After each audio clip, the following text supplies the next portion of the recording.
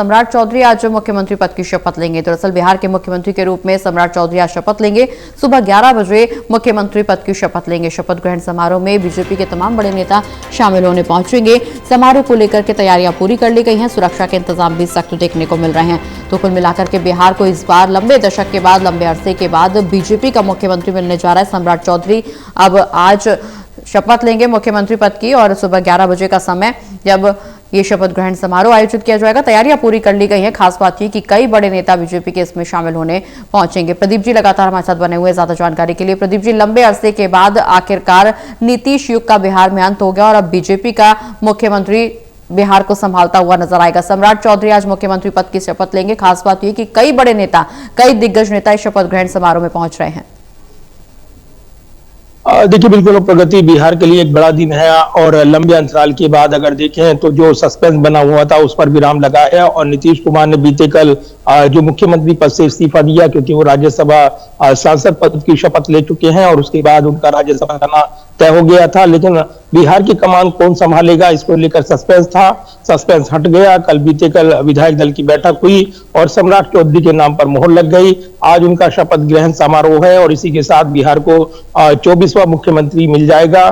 पहली बार होगा जब बीजेपी का मुख्यमंत्री राज्य की कमान संभालेगा।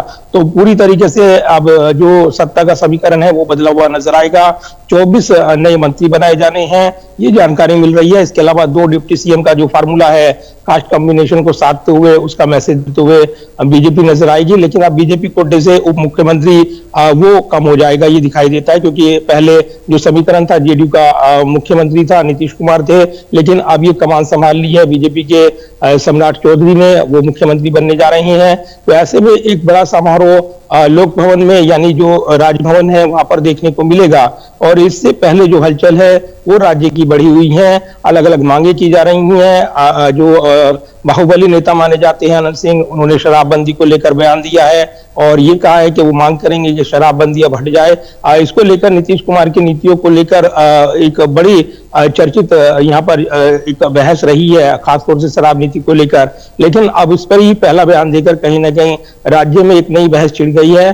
तो फिलहाल क्या प्राथमिकताएं रहेंगी नई सरकार की, उसको लेकर सस्पेंस बना हुआ है। लेकिन ये नीतीश कुमार के जो सुशासन के दावे और जो उनके कामकाज को आगे बढ़ाएंगे सम्राट चौधरी, ये दावे किए जा रहे हैं। और नीतीश कुमार भी चाहते थे कि सम्राट चौधरी को कमान मिले, क्योंकि वो उनके जातीय समीकरण में फिट होने वाले नेता थे और इसीलिए जो कास्ट कॉम्बिनेशन उन्होंने बनाया है उसमें वो सटीक बैठ रहे थे, इसलिए सम्राट चौधरी पर दांव लगाया गया है। तो फिलहाल उनके कामकाज पर नजरें रहने वाली हैं।